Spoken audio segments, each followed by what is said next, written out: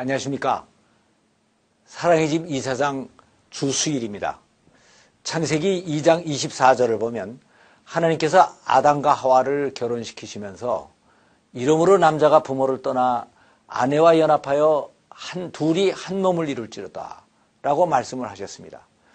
그러니까 잘못된 결혼이나 불행한 결혼은 부모를 제대로 떠나지 못하는 것이고, 부부가 연합을 바로 하지 못하는 것이고, 또 둘이 하나됨을 바로 이루지 못하는 것입니다.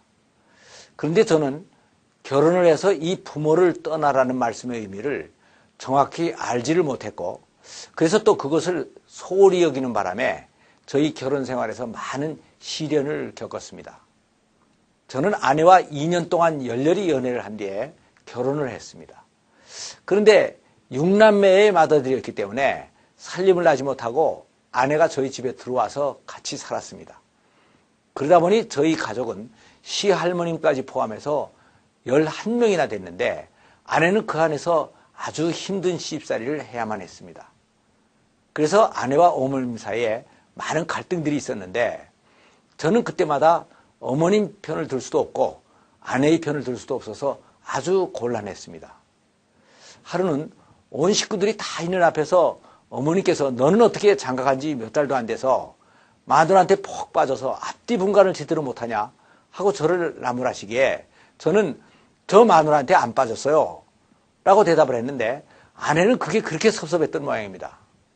연애 때는 자기밖에 없다고 그렇게 말하더니 식구들 앞에서 그렇게 말을 해요? 강아지도 주인이 예뻐하는 강아지는 객이 함부로 하지 못한다는 옛말이 있는데 당신이 그러니까 집안 식구들이 나를 그렇게 우습게 여기지 하고 두고두고 얘기를 했습니다. 그리고 그때는 너무 힘이 들어서 빠졌다고 해도 살지 말지 했는데 안 빠졌다고 하는 이런 남편을 위해서 내가 왜 이곳에 와서 이렇게 고생을 하면서 살아야 되나 하는 회의가 늘 들었다고 합니다. 그래서 이러한 일들로 아내와의 다툼은 아주 심해졌고 저는 견디다 못해서 아버님께 통사정을 해서 결국은 1년 반 만에 살림을 나게 됐습니다. 그런데 그렇게 살림을 난 지 2년 정도 지난 후에 아버님께서 갑자기 병으로 돌아가시게 됐습니다. 그래서 어머님이 혼자 되셨고 그 전에 할머님도 타계를 하시고 동생들도 군대를 가고 또 딸들은 시집을 가서 식구들이 많이 줄었습니다. 그래서 저는 아내를 잘 설득해서 다시 집으로 들어가서 홀로 되신 어머님을 모시게 됐습니다. 그러자 옛날보다 좀 나아지기는 했지만 고부간의 갈등은 여전히 계속이 됐습니다. 이렇게 지나던 어느 날 아내는 저에게 특별청이 하나 있는데 이것을 꼭 좀 들어달라고 말을 했습니다.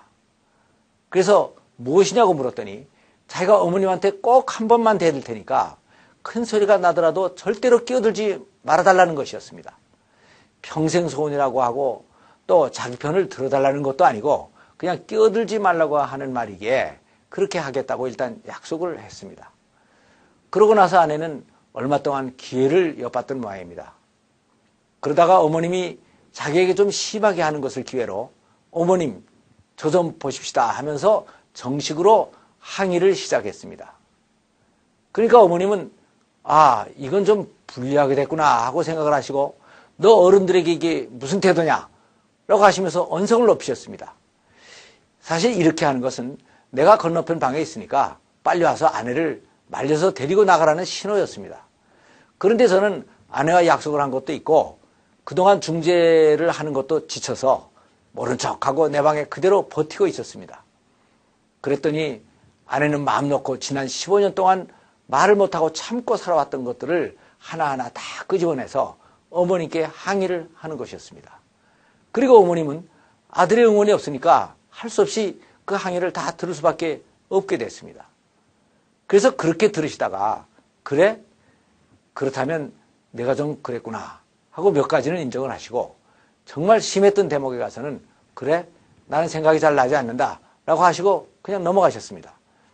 그런데 이 일을 계기로 어머님은 며느리에 대한 태도가 확 바뀌셨습니다. 아마 이젠 아들도 믿을 수가 없구나 하는 생각이 들었을 것이고 며느리 저것도 성깔이 있었는데 그동안 그래도 참고 살았구나.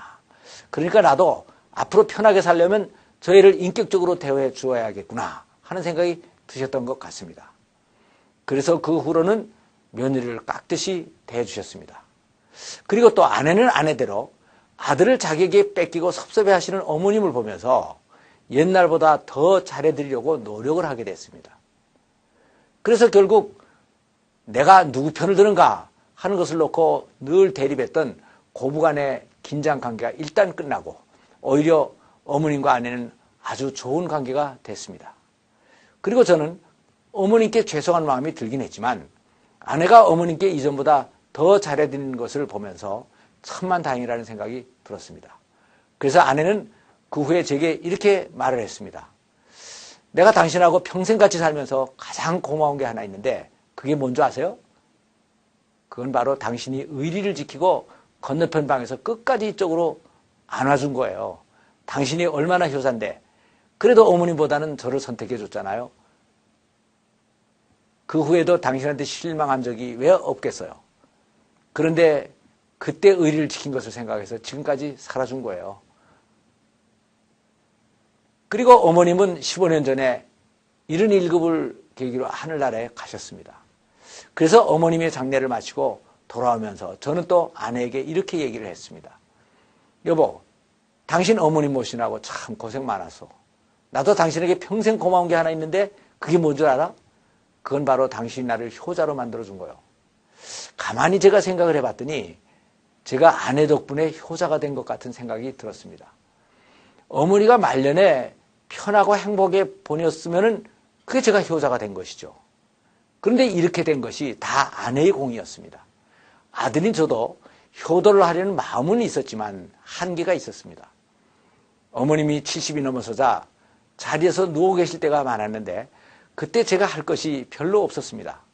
기껏해야 아침에 출근할 때 어머님 다녀오겠습니다 하고 인사를 하고 나가면 하루 종일 바쁘게 사업을 하고 돌아가다가 저녁에 퇴근을 하고 돌아와서 어머님 다녀왔습니다 하고 인사를 하면 그게 다였습니다.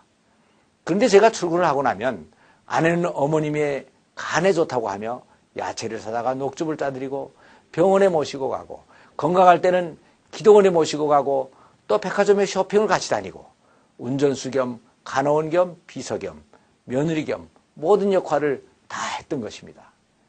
그런데 아내가 그것을 진심으로 하니까 어머니께서 기쁘고 편하게 지내셨던 것입니다. 사실 저희 어머님도 상당히 예민한 분이셨기 때문에 아내가 율법적으로 억지로 시어머니를 모시는 것까지 보였으면 눈치를 채시고 그렇게 기쁘게 받지를 않으셨을 것입니다. 그런데 아내가 아버님도 돌아가시고 믿을 것은 아들밖에 없었는데 그 아들을 내가 뺏어버렸으니 내가 어머님을 다음에는 행복하게 해드려야 되겠는데 하는 생각으로 정성껏 해드리니까 어머님도 기쁘게 받으실 수가 있으셨던 것입니다. 그래서 저는 그 후에야 하나님께서 결혼을 하면 왜 부모를 떠나라고 하셨는지 그 깊은 의미를 깨닫게 됐습니다. 감사합니다.